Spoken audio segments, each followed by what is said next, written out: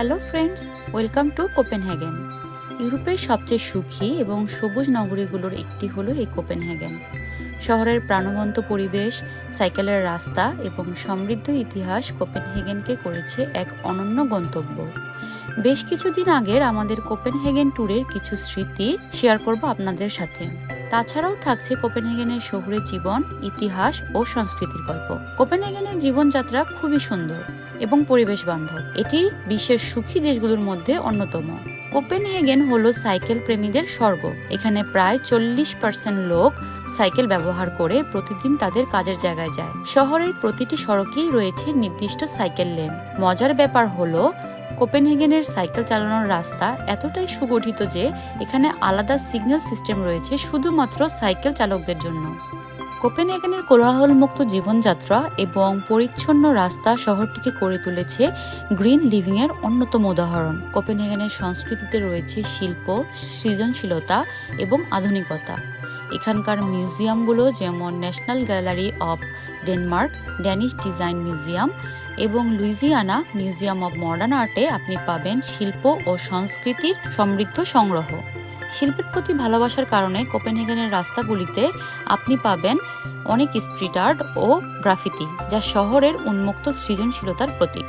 তো হাঁটতে হাঁটতে আমরা চলে গিয়েছিলাম কিংস গার্ডেনে। কিংস গার্ডেনটা হলো রোজেনবার্গ ক্যাসেলের একটা অংশ। রোজেনবার্গ প্রাসাদ কোপেনহেগেনের অন্যতম আকর্ষণীয় ঐতিহাসিক স্থান। এটি ডেনমার্কের রাজপরিবারের একটি পুরনো রাজপ্রাসাদ, যা 1606 সালে রাজা ক্রিশ্চিয়ান চতুর্থের আদেশে নির্মিত হয়েছিল।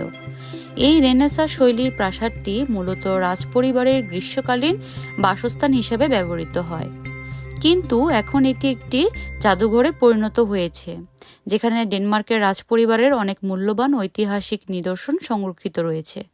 প্রাসাদের সবচেয়ে আকর্ষণীয় অংশগুলোর মধ্যে একটি হলো রাজমুকুট, রাজকীয় গয়না ও অন্যান্য মূল্যবান জিনিসপত্র, যেগুলো কয়েকশো বছর ধরে সংরক্ষিত রয়েছে এই প্রাসাদে। এখানে ডেনমার্কের রাজাদের ব্যবহার করা সোনার ও রত্নখচিত মুকুট ও জলজলে রাজদণ্ড দেখা যায়। রোজেনবার্গ প্রাসাদের সামনে রয়েছে সুন্দরভাবে সাজানো একটি বিশাল উদ্যান, যা কিংস গার্ডেন নামে পরিচিত। এটি কোপেনহেগেনের সবচেয়ে পুরনো ও জনপ্রিয় উদ্যানগুলোর মধ্যে একটি, যেখানে মানুষজন হেঁটে বেড়ায়, পিকনিক করে এবং প্রকৃতির সৌন্দর্য উপভোগ করে। আমাদের এই ট্যুরে আমরা পায়ে হেঁটে পুরো শহরটা ডিসকভার করেছিলাম। আমাদের ইহান অনেকটাই ছোট ছিল সে সময়, কিন্তু ও পায়ে হেঁটে কিংস গার্ডেনে ঘুরেছিল। স্প্রিংয়ের শুরুতে যাওয়াতে অনেক চেরি ফুল ছিল, আর শহরের ট্রান্সপোর্টেশন ব্যবস্থাও ছিল অনেক ট্যুরিস্ট ফ্রেন্ডলি। সর্বোপরি ট্যুরিস্ট হিসাবে আমাদের অভিজ্ঞতা বেশ ভালো ছিল ডেনমার্কে। আর কোপেনহেগেন শহরটা বেশ সাজানো গোছানো, পরিষ্কার পরিচ্ছন্ন এবং ট্যুরিস্ট ফ্রেন্ডলি। বাট আমাদের কাছে লেগেছিল যে এটা বেশ কস্টলি ট্যুরিস্টদের জন্য, যদিও আমরা নরওয়েতে থাকি, আর নরওয়েও অনেক বেশি এক্সপেন্সিভ একটা কান্ট্রি। বাট ডেনমার্ক হচ্ছে নরওয়ের তুলনাও একটু এক্সপেন্সিভ, যেমন গ্রোসারি, হোটেল কস্ট সব কিছু একটু বেশি ট্যুরিস্টদের জন্য। তো আজকের গল্প আমাদের এখানেই শেষ। আবার দেখা হবে কোপেনহেগেন টু সুইডেনের মালমো শহরের ব্লগ নিয়ে আবার কোনো একদিন।